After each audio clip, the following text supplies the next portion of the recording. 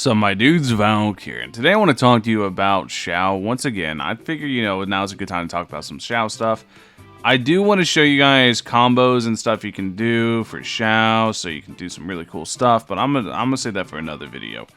I want to talk about probably the worst constellations on not just any 5-star, but any character in the game, and that's Xiao. Now, you guys know how Xiao C6 is really, really strong. Xiao C1 is really, really good. But do you know what his other constellations do? And I'm going to make sure to really send home how terrible they are. They're really bad. Keep in mind, Xiao is a pure DPS character. He is somebody that wants to do tons of Unga Boonga, lots and lots of damage. He's a hyper-scaling DPS to the moon. He has probably some of the highest damage potential in the game due to how much bonus damage percent he has, provided you can actually plug him in through the amount of raw stats he actually needs. So, his constellations, why are they so bad? First one's really good. C6, its value has dropped off over time, in my opinion, because the weaknesses have become much more prevalent. But I still think if it's active, he becomes one of the best DPS in the game, hands down one of the best DPS in the game. But while it's not active, while you're not fighting more than one enemy, then it's kind of useless.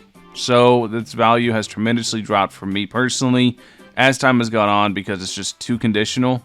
I can't think the last time I've actually been able to use this, so that should tell you something. Then we get into what are definitely the worst constellations on just about any character in the game. When in the party and not on the field, Xiao's energy recharge is increased by 25%. 25% energy recharge is useless. This is an absolutely useless constellation. Absolutely dog poopy bad. No. Because whenever he's not on the field, you just swap him in to get more energy anyways by the time the energy hits him. So it's not like what would make this even somewhat better is one, double it to 50%, and two, make it so it has a lingering effect whenever he swaps in. When in the party, not on the field, Xiao's energy recharge is increased by 50% for 3 seconds.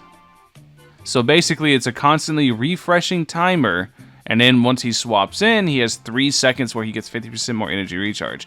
There you go. It's still bad, but I fixed it and made it significantly better, so it's not useless. This is useless. This is really bad. But still not as bad as this one.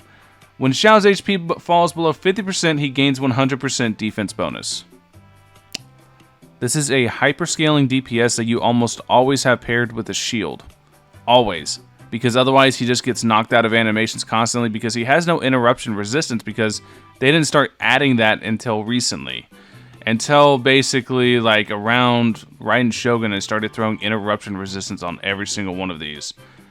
But now with Xiao's an older unit, he does not have interruption resistance. So odds are with Xiao, you're running him with Zhongli or Diona just for his shield so you don't get bopped around like crazy. So this is useless. You're not actually going to take damage, even below 50%. You're not taking damage because you're running with a shield. So this is absolutely a useless passive. Or constellation. Which means that you're getting 2 dupes of Xiao, but bare minimum 2 dupes that are absolutely useless. This is really good. It increases energy recharge, also lets you take advantage of his Heaven's Fall passive, which is actually a really strong passive, and at C6 it becomes super cracked. I used to defend these by saying C6 is so bonkers it was worth it, so it's not that big a deal that these are really bad, but now that C6, its highly conditional state has become a major downside, these make it so it's not even really worth it to actually get C6. His C6 is bonkers broken, but it's so conditional that you don't actually end up using it nearly as much as you think you would.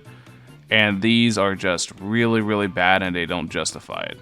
So in my opinion, I have to say Xiao probably has the worst constellation tree in Genshin.